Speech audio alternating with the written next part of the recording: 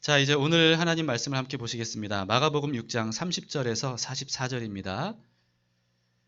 네, 함께 하나님 앞에 일어나셔서 마가복음 6장 30절에서 44절까지 한 절씩 교대로 읽겠습니다.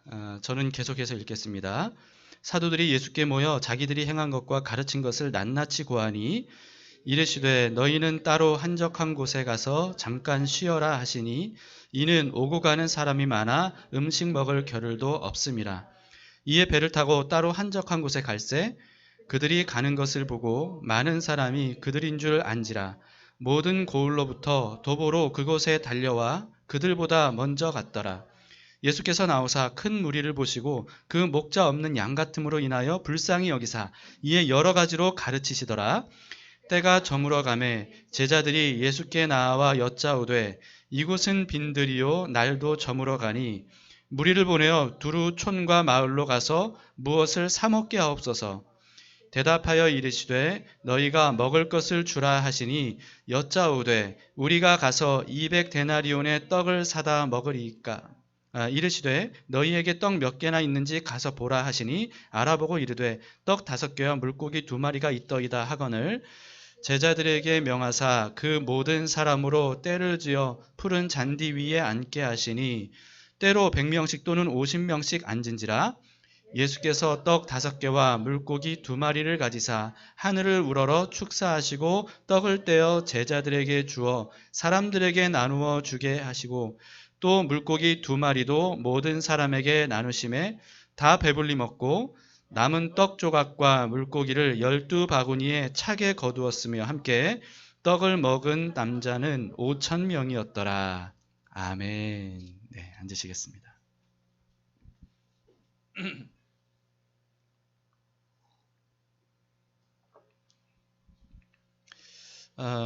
예수님께서 12제자를 둘씩 짝지어서 천국 복음을 전하라고 보내셨습니다. 그들이 가는 곳마다 회개를 촉구하면서 하나님이 주신 권능으로 귀신도 쫓아내고 그리고 많은 병자들도 고쳐주도록 그렇게 하셨죠. 그래서 12제자들이 곳곳마다 돌아가면서 이렇게 천국 복음을 전하면서 하나님의 나라가 가까이 왔음을, 그래서 회개하라고 촉구하며 그렇게 나아가게 됩니다. 이렇게 며칠이나 지났을까? 제자들이 다시 이제 예수님께로 모인 거죠. 모여서 그동안 자신들을 통해서 어떤 일들이 일어났는지를 예수님에게 다 보고합니다. 그러니까 예수님께서 너무나 기뻐하시면서 다 들으시고 이제 수고했으니까 한적한 곳으로 가서 쉬라 이렇게 하시죠. 오늘 31절에 보면 그렇게 되어 있습니다. 이르시되 너희는 따로 한적한 곳에 가서 잠깐 쉬어라 하시니 이는 오고 가는 사람이 많아 음식 먹을 겨를도 없음이라. 네, 예수님과 예수님의 제자들이 얼마나 바빴는지 수많은 사람들 때문에 그들을 상대하느라고 식사할 겨를도 없었다라고 하는 거죠. 그래서 이들이 잠시라도 시간을 내서도 좀 쉬기도 하고 식사도 하기 위해서 한적한 곳으로 향해 갑니다. 그런데 이 소문을 들은 수많은 사람들이 앞다투어서 먼 길을 돌아서 막 뛰어서 예수님께서 가시려고 하는 그 한적한 곳으로 먼저 가서 기다리는 거예요. 그래서 예수님께서 배 타고 건너편으로 가서 딱 도착해 보니까 수많은 사람들이 또 운집해 있거든요. 여기에 대해서 예수님께서 어떻게 반응하셨는지 34절에 보시면 예수께서 나오사 큰 무리를 보시고 그 목자 없는 양 같음으로 인하여 불쌍히 여기사 이에 여러 가지로 가르치시더라. 자, 예수님이 그들을 어떻게 보셨습니까? 어떻게 보였다는 거예요? 목자 없는 양같이 보였다. 그래서 그들을 불쌍히 여기셨다고 말씀하고 있습니다. 그래서 이제 방금 읽은 34절에는 여러 가지로 가르치셨다고 되어 있는데요. 근데 마태 누가복음에는 또 이렇게도 되어 있습니다. 병자들을 고쳐주셨다. 이렇게 되어 있습니다. 그러니까 이로보건대 예수님을 만나기 위해서 그 먼 거리를 돌아서 앞다투어서 달려가서 먼저 기다렸던 이런 사람들이 어떤 사람들이라는 겁니까? 몸이 불편하고 힘들고 어려운 장애와 질병을 가진 사람들.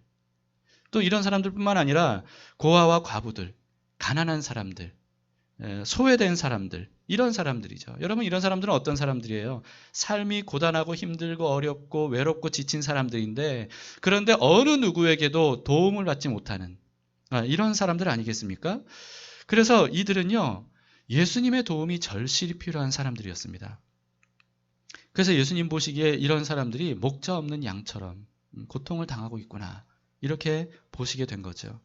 우리가 얼마 전에 함께 읽었던 양과 목자라고 하는 책을 보면 양이 얼마나 목자의 돌봄을 필요로 하는 동물인지를 우리는 그 책을 통해서 잘 알 수가 있습니다. 한 예로 양은 참 넘어져서 뒤집어진대요. 넘어져서 뒤집어지면 아무리 바둥거려도 혼자는 못 일어난다는 거예요.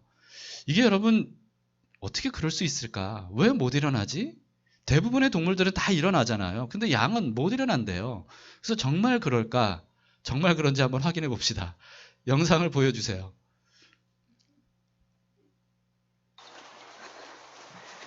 네.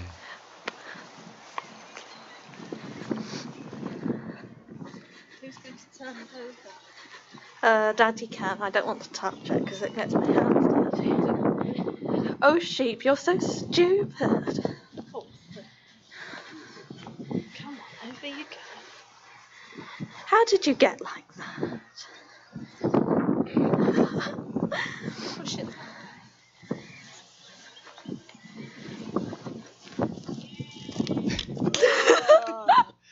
네. 자, 여러분 혹시 이런 광경 보셨어요? 유튜브에 찾아보니까요. 이런 영상들이 몇 개 되더라고요. 그러니까 저도 이런 영상을 보기 전에는 진짜 못 일어날까 싶었는데 못 일어나더라는 거죠. 그냥 바둥바둥 거리기만 하는 겁니다. 근데 여러분 이 영상을 보면서 사실 좀 웃음이 나지 않습니까? 예, 좀 귀엽기도 하고 웃음도 나고 그러는데 사실 이 뒤집어진 양 같은 경우에는 정말 위험한 상태인 겁니다. 저런 상태로 그냥 죽기도 하고 또는 저게 이제 그냥 양 우리 안에서 그러면 다행인데 그게 아니라 우리 밖에서 이런 일이 일어나면 저 맹수에 의해서 죽을 수도 있는 그런 상황인 겁니다. 그러니까 이 뒤집어진 양은 자기 스스로는 일어날 수가 없기 때문에 굉장히 위험한 그런 상태라고 볼 수 있는 거죠. 양은 이렇게 넘어지면 스스로 일어날 줄도 모르는 굉장히 연약한 그런 존재입니다. 그 외에도 양의 습성들을 보면 정말 목자 없이는 생존할 수조차 없는 그런 약하고 약한 존재가 바로 양이다 하는 생각이 듭니다. 근데 예수님 보시기에 예수님 앞에 모인 수많은 무리들이 마치 이런 목자 없는 양처럼 보였다는 겁니다. 그들의 삶은 위태로웠다는 거예요. 도움이 절실했다는 겁니다. 목자 없는 양처럼 누구에게도 치료와 돌봄과 공급을 받지 못했다는 거예요. 그리고 이들의 지도자인 이스라엘 지도자들조차도 로마의 권력자들뿐만 아니라 이스라엘 지도자들조차도 오히려 이들을 억압하고 착취하고 골수를 빼먹을 뿐이었다라고 하는 거죠. 그래서 예수님은 이들을 불쌍히 여기셨습니다. 목자 없는 양처럼 위태로운데 저대로 가다가는 답이 없이 죽을 수밖에 없는데 그러니까 너무 불쌍하셨던 거죠. 그래서 쉬지도 못하고 식사도 못하는 예수님이시고 12제자였지만 그런 그들에게 또다시 찾아온 사람들에게 짜증을 내시기는커녕 오히려 그들에게 또 한없는 사랑으로 은혜의 말씀을 베풀어 주십니다. 이게 무슨 뜻입니까? 목자 없는 양처럼 보이는 그들에게 예수님이 목자가 되어주기로 하신 겁니다. 여러분 성경은 사람을 양으로 비유할 때가 많이 있습니다. 그만큼 사람이 참 약하고 어리석은 존재라는 거예요. 스스로 힘으로는 자기 삶조차도 감당할 수 없는 그런 존재들이 바로 사람이라는 겁니다. 근데 한참 혈기왕성하고 자신감이 넘칠 때에는 사람이 양으로 비유되는 것에 대해서 별로 그렇게 마음에 와닿진 않을 거예요. 그러나 인생을 살다 보면 거친 풍파를 맞이할 때가 있지 않습니까? 자신의 힘으로 자신의 지혜로 어떻게 할 수 없는 그런 불가항력적인 힘에 이제 노출될 때가 우리가 있지 않습니까? 그런 어떤 풍파를 겪어보면 왜 사람을 양으로 비유했는지 뒤집어진 상태에서 스스로는 바로잡을 수 없는 그런 어떤 삶을 맞이하게 되면 왜 사람을 양으로 비유했는지 이걸 뼛속 깊이 이해할 수밖에 없게 되는 거죠. 아무리 자신의 능력을 자랑했던 사람마저도 인생이 뒤집어지는 삶을 맞이하게 되면 그러면 버둥거리는 것밖에는 할 수 있는 게 없는 거예요. 이게 바로 인간입니다. 여러분 그래서 사람은요 두 종류로 나누어집니다. 어떤 종류냐? 목자 없는 양 같은 사람 그리고 목자 있는 양 같은 사람 이 두 종류로 나누게 되는 거죠. 목자 없는 양 같은 사람은 어떻습니까? 인생이 뒤집어지면 아무리 바둥거려도 결국은 그 상태에서 죽고 마는 거예요. 끝장나는 겁니다. 그러나 목자 있는 양은 어때요? 목자 있는 양은 어떻습니까? 뒤집어지면 목자의 도움으로 다시 일어날 수 있는 거예요. 아까 우리가 영상에 본 것처럼 목자에 의해서 다시 일어날 수 있는 겁니다. 그래서 언제 그랬냐는 듯이 또 초원위를 뛰어다니는 거죠. 즐겁게. 한 번만이 아니고요. 수없이 넘어져도 괜찮습니다. 왜? 목자가 있으니까. 목자가 반드시 와서 다시 일으켜 세워줄 거니까. 그러니까 목자의 도움을 기다리기만 하면 반드시 일어날 수 있는 거예요. 그렇기 때문에 목자 있는 양은 어쩌다 또 다시 넘어졌다. 또 뒤집어졌다. 그래도 괜찮아요. 목자 있는 양은 그렇습니다. 예수님은 무리들이 목자 없는 양 같음을 보시고 불쌍히 여기셨어요.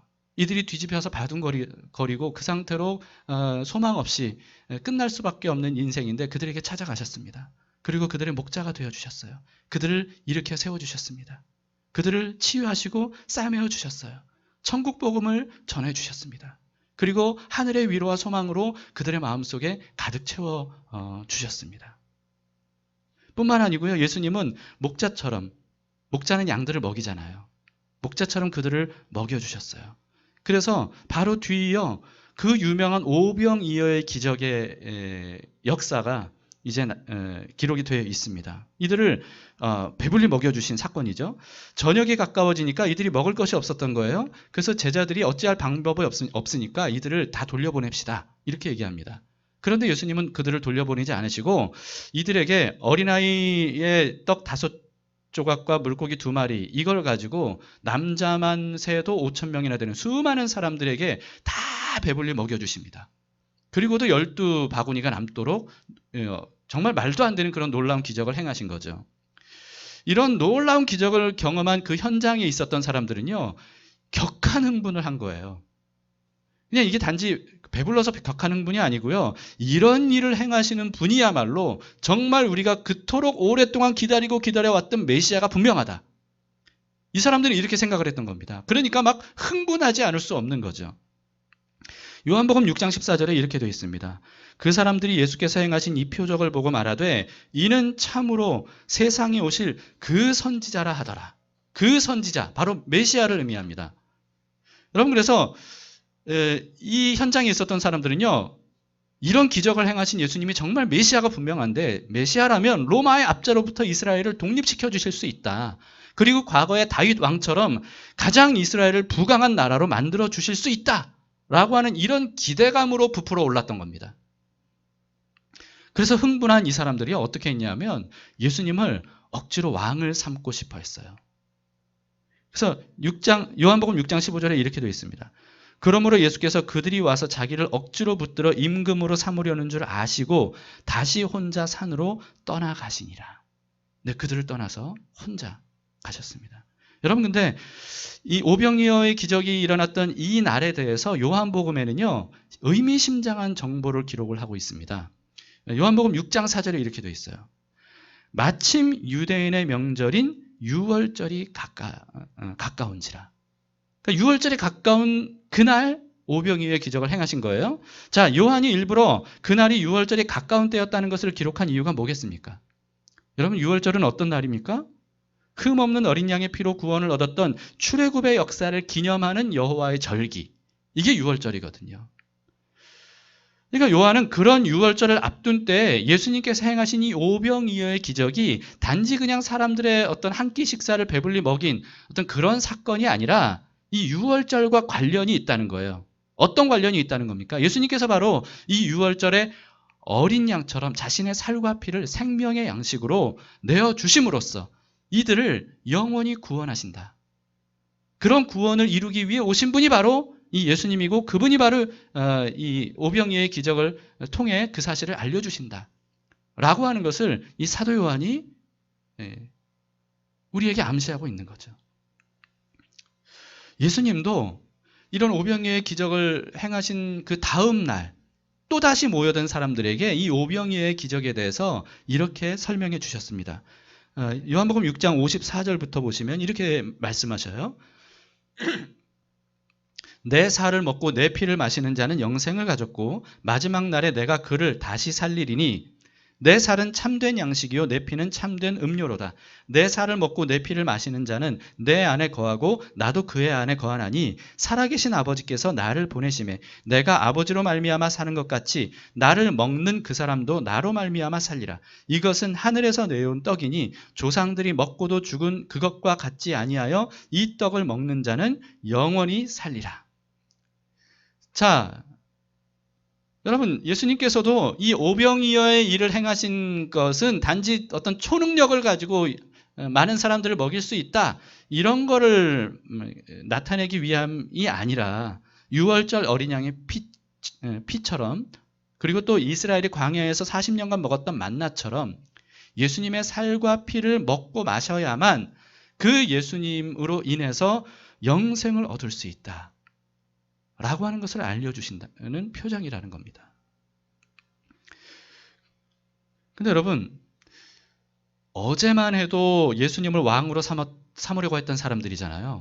근데 그 다음날 예수님께서 이 오병이어의 기적에 대해서 설명하시는 이 말씀을 듣고 사람들이 절레절레 고개를 흔들면서요, 예수님 곁을 다 떠나가게 됩니다.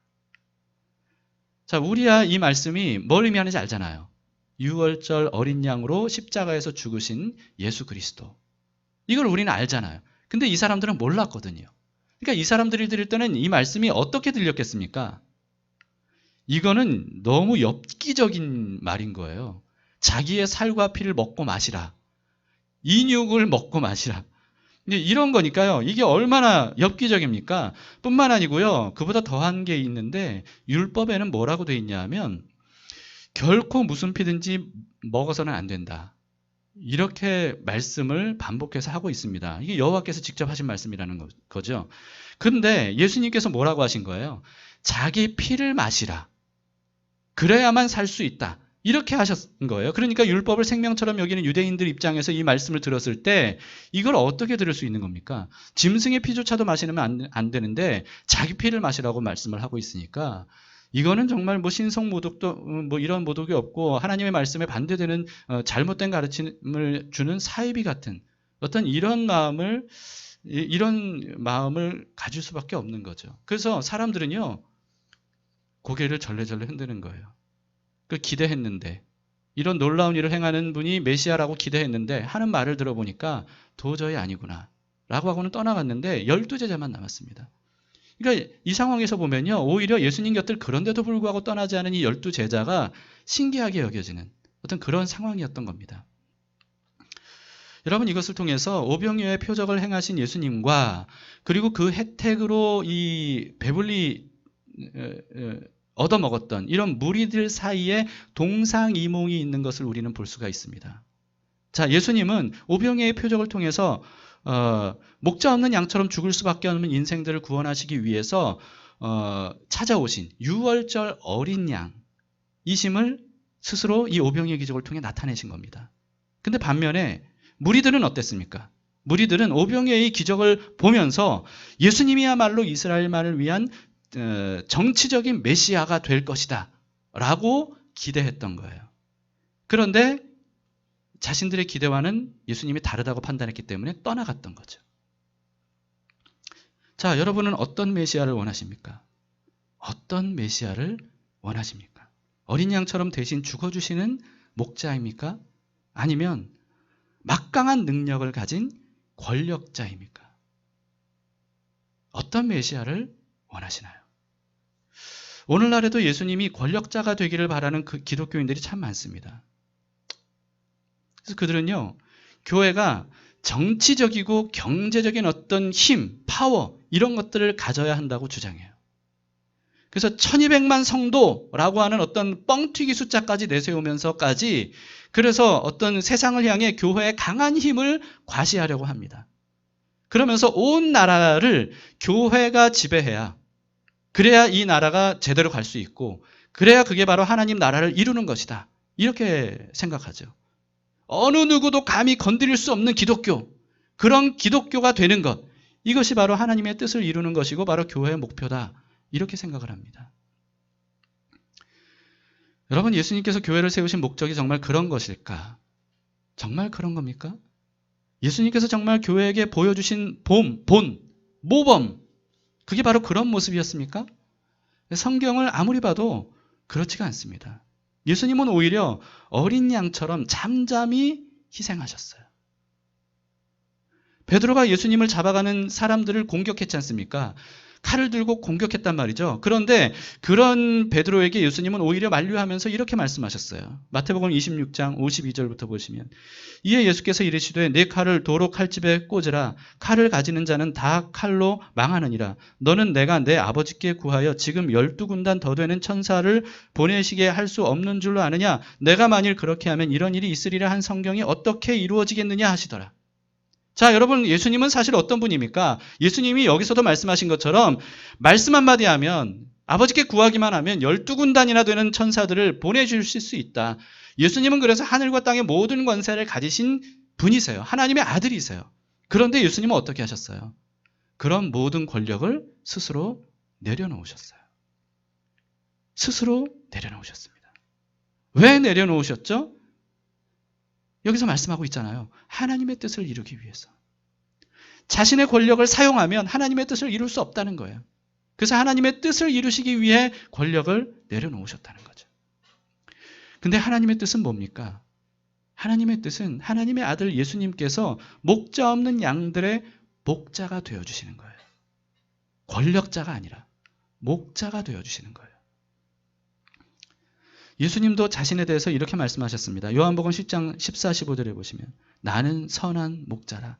나는 내 양을 알고 양도 나를 아는 것이 아버지께서 나를 아시고 내가 아버지를 아는 것 같으니 뭐라고 말씀하십니까? 나는 양을 위하여 목숨을 버리노라. 자, 여러분, 목자 없는 양들의 목자가 되어주시기 위해 예수님께서 하신 일이 뭡니까? 마치 유월절 어린 양처럼 스스로 자신의 목숨을 내어주시는 목자. 그분이 바로 예수님이라는 겁니다. 성경은 이렇게 참 아이러니해요. 예수님은 목자가 되어주시기 위해 목자 없는 양들을 위한 어린 양으로 죽으신 거예요. 예수님은 바로 그런 분입니다. 예수님께서 한결같이 보여주신 모범은 어떤 겁니까? 권력을 사용하는 것과는 거리가 멀었습니다. 오히려 예수님은 사람들이 왕으로 세우려고 할 때 그때 어떻게 하셨어요?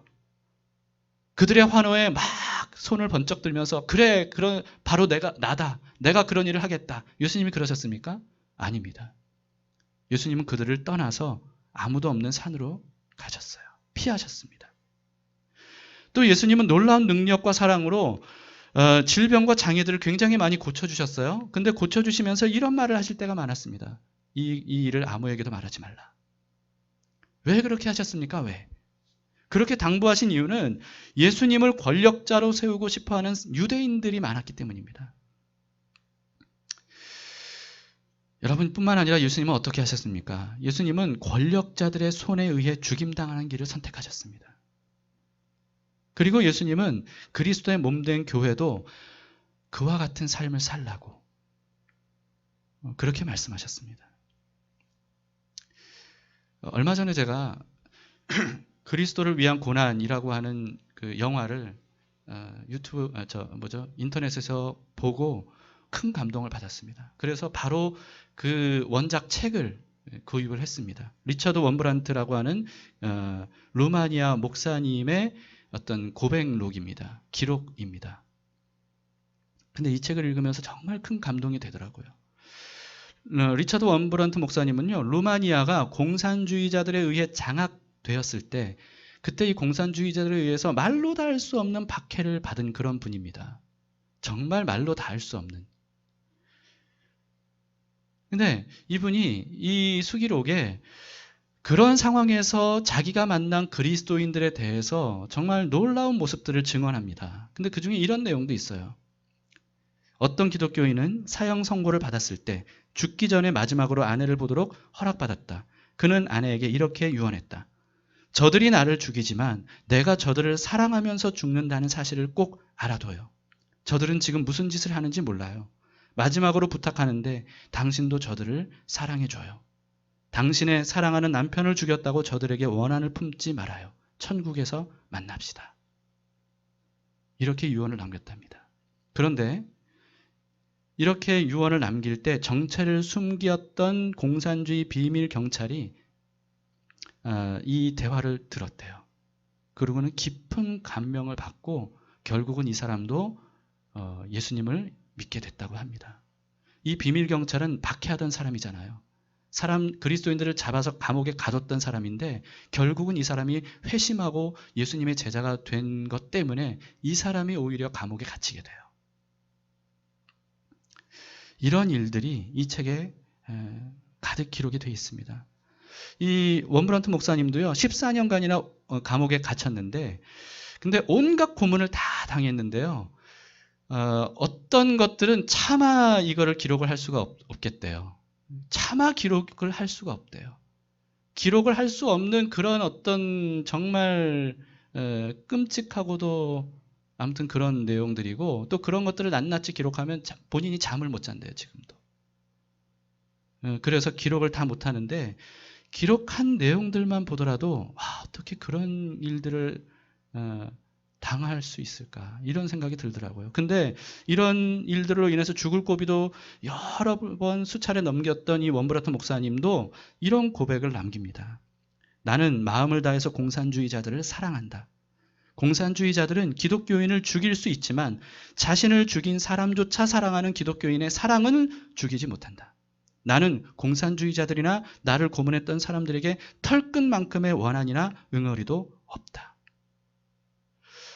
여러분, 어떻게 이런 마음을 가질 수 있을까요? 어떻게 이런 마음을 가질 수 있을까요?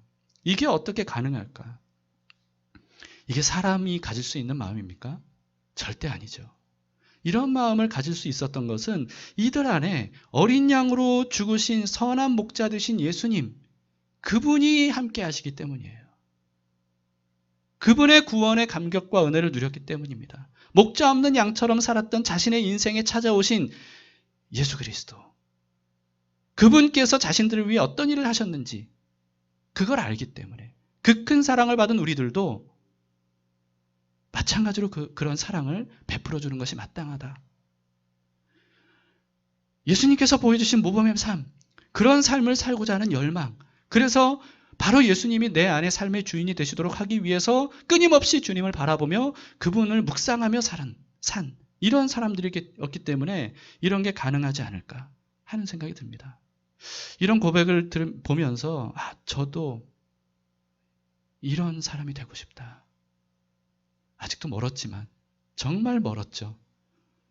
조금 나에게 좀 이렇게 해코지 하는 사람에게 이제 본능적으로 막 화가 나고 짜증이 나고 막 이런 저이지만, 저도 어떻게 하면 이런 사람들처럼 그런 삶을 살 수 있을까? 그런 마음을 가질 수 있을까? 이런 생각이 듭니다. 빌립보서 2장 5절에서부터 이렇게 말씀합니다. 너희 안에 이 마음을 품으라. 곧 그리스도 예수의 마음이니 그는 근본 하나님의 본체시나 하나님과 동등됨을 취할 것으로 여기지 아니하시고 오히려 자기를 비워 종의 형체를 가지사 사람들과 같이 되셨고 사람의 모양으로 나타나사 자기를 낮추시고 죽기까지 복종하셨으니 곧 십자가에 죽으심이라. 너희도 이 마음을 품으라. 우리도 이런 마음을 품을 수 있기를 바랍니다. 예수님은 목자 없는 양처럼 절망적이던 우리들을 위해서 선한 목자가 되어주시기 위해 어린 양으로 죽으셨습니다. 그 은혜를 믿음으로 받은 사람들, 그래서 그 예수님의 뒤를 끝까지 따라가는 사람들, 목자 되신 예수님, 희생양으로서 죽은 목자 되신 예수님의 뒤를 끝까지 따라가는 사람들은 예수님과 같은 길을 가는 거죠. 그러나 여러분, 예수님이 이 세상의 권력자가 되기를 바라는 사람들은 어떻습니까? 이들은 결국 예수님 곁을 떠나는 거예요. 왜 떠납니까? 자신들이 기대했던 예수님과 다르거든요. 자신들이 기대했던 예수님과 다르면 예수님을 떠나는 거죠. 그리고 다른 권력자, 다른 지도자를 따르겠죠. 여러분은 예수님에게 무엇을 기대하십니까? 예수님이 어떤 분이 되기를 기대하십니까? 목자가 되어주시기를 바라십니까? 아니면 권력자가 되어주시기를 바랍니까? 예수님이 목자가 되어주시기를 바란다면 예수님은 기꺼이 우리의 선한 목자가 되어주실 겁니다. 넘어진 우리를 일으켜 세워주실 거예요. 오늘 우리가 찬양했죠. 쓰러진 나를 세우고 나의 빈잔을 채우네. 주 나의 모든 것. 우리가 목자이신 예수님을 원하면 예수님은 목자처럼 우리에게 다가오셔서 쓰러진 우리를 세우시고 그리고 우리의 빈잔을 채워주실 거예요. 우리에게 자신의 살과 피를 주실 겁니다. 날마다 베풀어 주실 거예요. 만나처럼 날마다 베풀어 주실 겁니다. 우리 안에 예수님의 생명이 가득하도록 채워주실 거예요. 그래서 이제는 내가 사는 게 아니라 이 연약하고 부족한 나의 지혜와 나의 힘으로 사는 것이 아니라 나의 이 완악한 마음으로 사는 것이 아니라 이제는 내 안에 예수님으로 사는 그런 삶을 살 수 있도록 예수님께서 우리의 삶의 주인이 되어주실 겁니다. 그로 인해서 나로서는 도저히 할 수 없는 사랑, 아까 제가 읽어드린 이들의 고백처럼 말도 안 되는 그런 사랑을 할 수 있도록 우리의 마음을 그리스도의 마음으로 가득 채워주시리라 믿습니다. 여러분, 이런 사랑이 바로 세상을 이기는 힘입니다. 아까 범브런트 목사님도 얘기했잖아요. 공산주의자들이 그리스도인들을 죽일 수는 있어도 그리스도인들의 사랑은 죽일 수 없다는 거예요. 이 사랑이 바로 세상을 이기는 힘입니다. 그리스도인이 가진 가장 강력한 무기는 바로 이런 사랑이 아닐까 싶어요. 왜 그렇습니까? 세상의 사랑보다 강한 것은 없기 때문입니다. 오죽하면 아가서에서 뭐라고 고백합니까? 사랑은 죽음같이 다 강하다고. 모든 것을 소멸에 태워버리는 불길처럼 강하다고. 그렇게 말씀하잖아요. 여러분, 사랑이 강한 것입니다. 세상의 악과 죄를 이기는 것, 세상의 분열과 다툼을 이기는 것, 그것은 사랑이에요. 이 사랑을 가능하게 하시는 분이 바로 목자로 오신 예수 그리스도이십니다. 예수님은 그 사랑으로 온 인류에게 구원의 길을 열어놓으셨습니다. 그 길 따라가면 우리 모두 영원히 푸른 풀밭 쉴만한 물가로 가게 될 거예요. 예수님은 우리를 가장 좋은 길로 인도하시는 가장 선한 목자이기 때문에 그렇습니다. 여러분, 오늘 각 처소에서 이렇게 함께 예배를 우리가 드리고 있는데요. 바로 그 자리에 예수님께서 함께 계십니다. 그리고 우리를 목자 없는 양이 아니라 목자 있는 양으로 살도록 우리를 인도하셔요. 그래서 여러분, 때로는 힘들고 어려운 삶의 문제들을 만난다 할지라도 염려하지 않아도 된다고, 두려워하지 말라고 말씀합니다. 왜 그렇습니까? 목자가 다시 이렇게 세워주실 거예요. 목자가 다시 어루만져 주실 거예요. 목자가 먹여주실 거예요. 목자가 치료해 주실 거예요. 목자가 인도해 주실 거예요. 그렇기 때문에 양이 할 일은 뭡니까? 목자의 손길을 기다리는 것밖에 없습니다. 목자에게 소리치는 것밖에 없어요. 도와달라고. 목자의 손길이 임하면 기쁨으로 그 손길에 자신의 몸을 내어주는 것밖에 없습니다. 그러면 목자께서 우리의 모든 삶을 가장 선하고 안전한 길로 인도하시리라 믿습니다. 예수님이 우리의 목자가 되어주신 것, 이것이 얼마나 놀라운 사랑과 은혜입니까? 그 사랑과 은혜를 기억하면서 오늘도 주님 안에서 완전한 평안 가운데 능력 있게 이 세상을 이겨나가는 우리 담길 모든 식구들이 될 수 있기를 축복합니다. 아멘.